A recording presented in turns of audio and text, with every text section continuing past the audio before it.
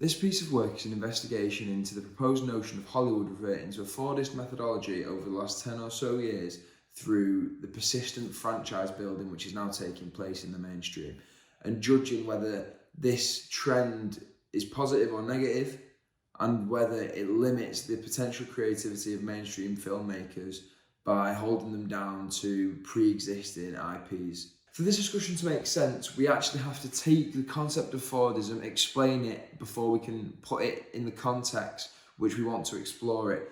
So Fordism refers to a way of economic life developed around the mass production of consumer goods using assembly line techniques.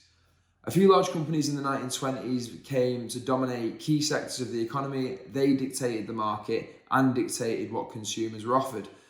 And every year, the product would barely change at all. Similar to what, say, Apple does now, or for this conversation, how Marvel does very similar scripts over and over again, but just swaps the characters. The peak of Fordist Hollywood was probably in the 1930s, when studios would each focus on different genres and have their house style. Every studio would have a stable of creators and a stable of actors, which they would chop and change around various roles which suited their house style. Look, on the bottom line, everything is mass produced. Since 2001, there has been 10 Fast and Furious films. Since 2008, there has been 27 Marvel movies and 10 TV shows to go alongside them. Everything follows this Fordist line of mass production. The focus is on how quickly can we get these films to the audience. One could even argue today that Fordism is at a higher peak in Hollywood than it was originally, because now you have horizontal integration. It doesn't just end at one medium of film, it carries on after you've left the cinema. There is streaming services which have exclusive shows, and then you have video games that have come out. Star Wars has had several, Marvel's had several, DC the same. So throughout this investigation, what we're going to be doing is we're going to examine this idea of whether this can be a good thing to have such domination, or whether it actually stagnates the creativity in Hollywood. To do this, we're going to look at probably the best example of recent memory, which is the MCU. That's going to be our main focus. They've had 7 of the highest grossing opening weekends since 2008. They've had 5 yearly box office toppers, and they've got 4 of the top 10 best grossing films of all time. They hold the records for highest grossing solo superhero movie, the top grossing Disney movie, and not forgetting the fact that Avengers Endgame ended Avatar's 11-year reign as the highest grossing film of all time. If we bring Jamie V. Guerin's 2022 analysis of MCU statistics and economics into play here, in his paper he breaks down a film's opening box office into several different sectors. So, as you can see, Model 8 introduces the variable of a cinematic universe to the regression of his graphs. The cinematic universe is found to be positive and statistically significant in terms of the film's opening weekend income. If the film belongs to a cinematic universe, an additional 21,300,000 is expected to be added to the domestic weekend gross. So when we look at Model 9, it takes it a step further and introduces the Marvel variable. When you have a Marvel film on release, that tag alone, Marvel, will increase the value by $46,400,000. This model tells us 2 things. The cinematic universe's guaranteed box office returns, at least initially. Obviously, the film's critical reception and word of mouth has a massive influence, and that the MCU has mastered the science. They are the top ranking example, which is why I'm focusing on them here. Fandom is actually a key characteristic into how franchises can be built. So if we look at Beatty's 2016 work, Superhero Fan Service, Audience Strategies in the Contemporary Interlinked Hollywood Blockbuster, he documents just how Marvel and Disney keep the audience wanting more from their franchise, stating that a number of specific strategies have been used by Marvel Studios, including post-credit scenes, Easter eggs, crossovers, linked repercussions, and modular story development, things that you will now find copied in pretty much every other major franchise.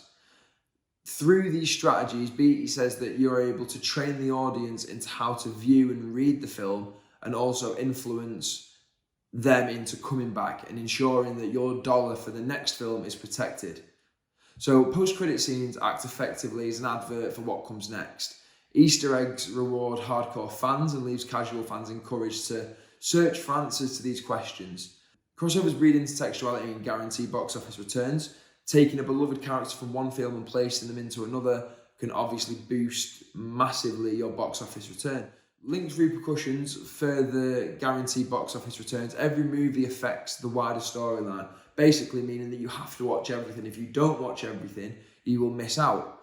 And then modular story development basically allows Marvel to have complete control, or Kevin Feige is probably the figurehead of this example, but it also means that they plan in blocks. So if something doesn't work, they can pull it back. Beattie's research basically tells us just how Marvel have mastered the art of franchise building. They have control of their fandom by manipulating them in the ways they've just mentioned, and they have control of their wallet. Marvel and other cinematic universes introduce a Fordist approach to movie making. They're a huge machine that doesn't stop churning out manufactured, studio-controlled films. In Ken Danchiger's and Jeff Rush's alternative screenwriting Beyond the Hollywood Formula, they state counter-conventions can make the story fresh and more exciting. Marvel have consistently had the accusation laid at their feet that they simply copy and paste from time to time, from film to film. One of the directors of our time, Denis Villeneuve, stated, "Perhaps the problem is that we're in front of too many Marvel movies that are nothing but cut and paste of others. Perhaps these types of movies have turned us into zombies a bit." And like I mentioned earlier, with the strategies which Marvel puts in place to build these films and to ensure the audience interaction is maintained, we are like zombies. We're willing consumers. I think everyone listening to this will have seen a Marvel movie. I suppose the bigger question is, why do audiences still feel so willing to go and watch this when it is quite clearly chopped and changed from film to film? James McMahon's 2015 paper lends insight into the matter. An audience usually knows what it wants to get out of franchise films, and Hollywood, for its part, is committed to delivering it. As broken down by Beattie, the speed of production and constant releases, as well as persistent tropes that Marvel and Marvel audiences will always be prepared for, the preferred reading from the audience will always be the same. McMahon continues, only so much originality or even abnormality is tolerated in a franchise film because there is always a much more pressing task. The film must touch upon many or all of the established themes and images of the franchise in question. Every movie has a purpose and it has to serve within those confines. So when a film has become so subservient to its franchise and to its studio, can there be room for creativity? There are multiple directors that have walked away from big studio blockbuster franchise films because they felt that there was too much studio interference, because they were unwilling to be placed inside the studio-led machine. The likes of Edgar Wright and Ava DuVernay all left Marvel over creative differences. As Guerin states, these universes are a significant investment for studios. They require coordination of stories, budgets, writers, and actors over many years. It's important to investigate the risks involved in creating cinematic universes are balanced with that of the taste of moviegoers.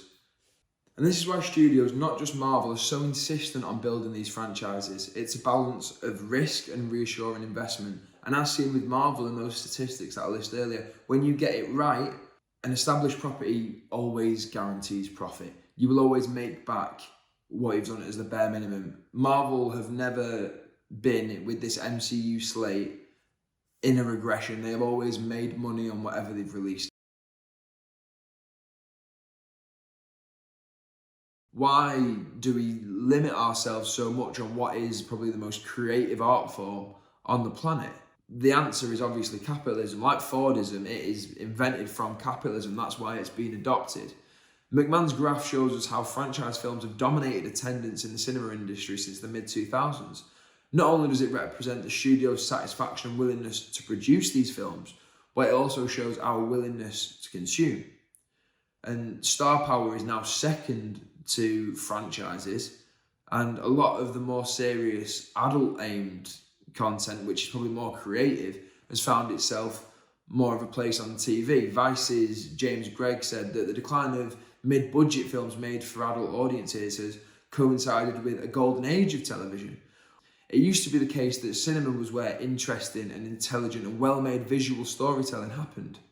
with lots of high-profile film actors and directors now making that leap to television because they want to tell the story that they want to tell. And in Hollywood, it's hard to do that and get that to a mainstream audience. Hollywood will always have blockbusters, but this corporate auteurism has led to 23 of the top 29 grossing films of all time being reboots, remakes, or sequels.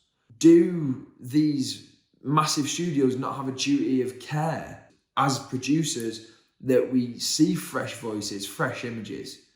And this is why, as a student of film, as somebody that cares for the sanctity of film and the creativity, I believe that franchise building is limiting the true capabilities of film and creativity.